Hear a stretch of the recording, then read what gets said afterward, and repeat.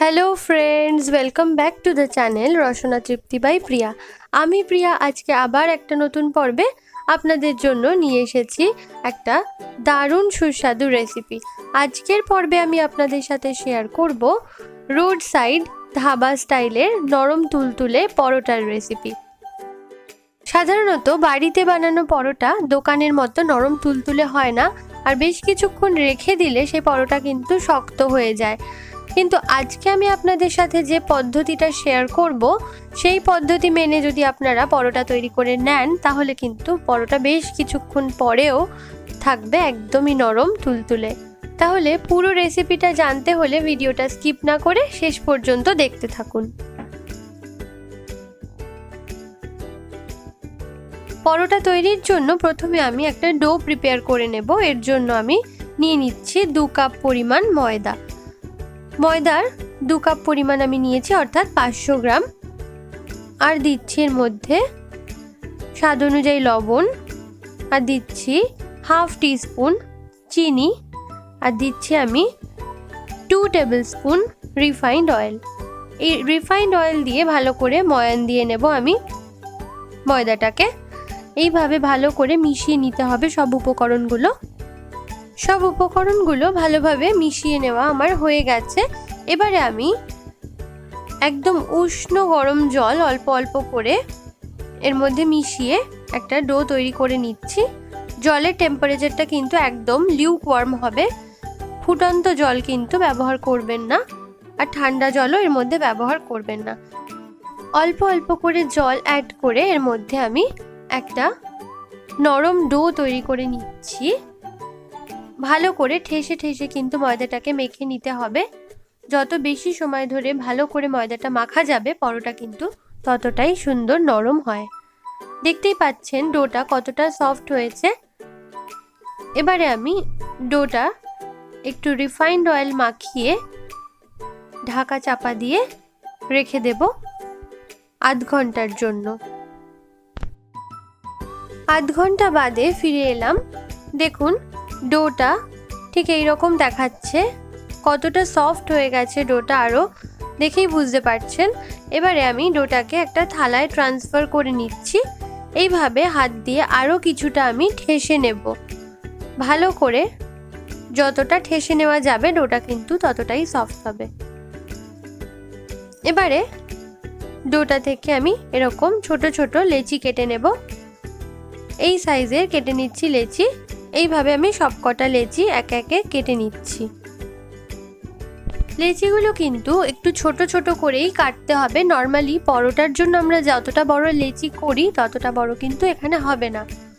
সবকটা লেচি আমার করে নেওয়া হয়ে গেছে, দেখতেই পাচ্ছেন ছোট ছোট করে আমি করে নিয়েছি। এখানে মোট আমার 20টা লেচি হয়েছে। এবারে আমি লেচিগুলোর উপর থেকে একটু রিফাইন্ড অয়েল এইভাবে ছড়িয়ে দিচ্ছি। প্রত্যেকটা লেচি ভালোভাবে তেল মাখিয়ে নেব। এবারে একটা লেচি নিয়ে আমি এইভাবে চেপে চেপে হাত দিয়ে একটু ফ্ল্যাট করে নিলাম।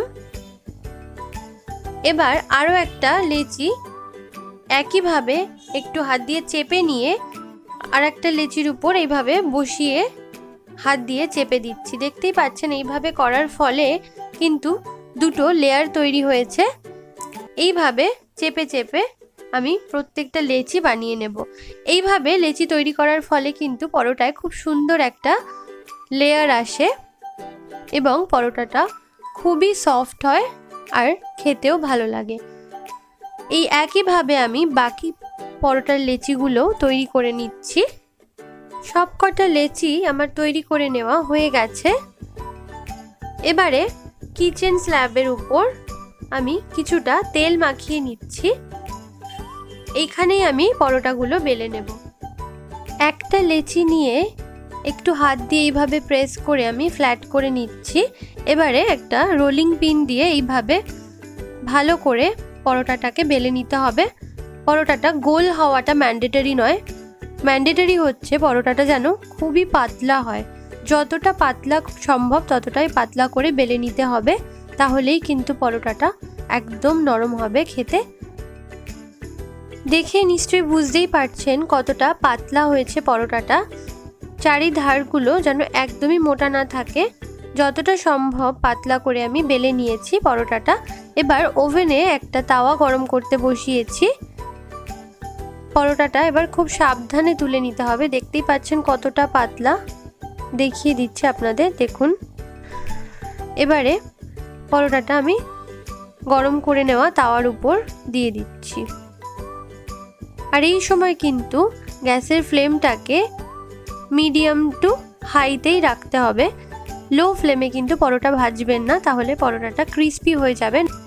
একটা দিক মোটামুটি সেঁকা হয়ে গেছে। এবারে আমি উপর থেকে কিছুটা তেল পরোটার উপর ছড়িয়ে দিলাম।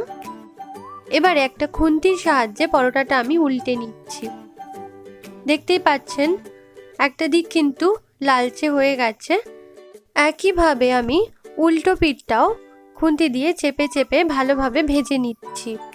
পরোটাটা কিন্তু একটু হালকা লালচে কালার আসলেই তুলে নিতে হবে, বেশি ভাজলে কিন্তু পরোটাটা ক্রিস্পি হয়ে যাবে। এই একইভাবে আমি বাকি পরোটাগুলোও তৈরি করে নিচ্ছি। দেখতেই পাচ্ছেন কতটা পাতলা করে বেলে নিয়েছি। তাহলে আপনারা দেখতেই পাচ্ছেন কতটা ইজিলি বাড়িতেই তৈরি করে নেওয়া যায় ধাবা স্টাইলের নরম তুলতুলে পরোটা।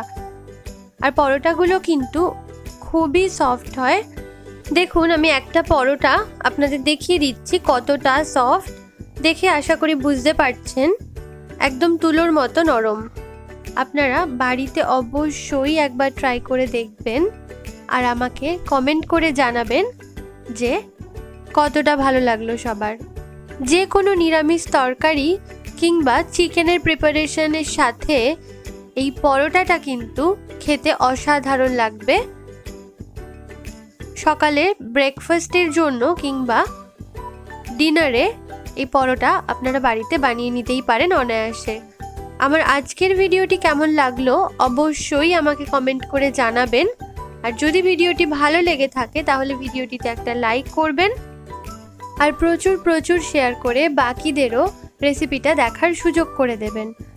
আর আমার চ্যানেলে যদি নতুন হয়ে থাকেন তবে চ্যানেলটিকে সাবস্ক্রাইব করে পাশে থাকা বেল আইকনটি অবশ্যই প্রেস করে রাখবেন, যাতে আমার চ্যানেলে যে কোনো রেসিপির আপডেট আপনি সহজেই পেয়ে যেতে পারেন। তাহলে আজকের মতো এই পর্যন্তই। আবার অন্য কোনো দিন নতুন কোনো পর্বে দেখা হবে নতুন কোনো রেসিপি নিয়ে।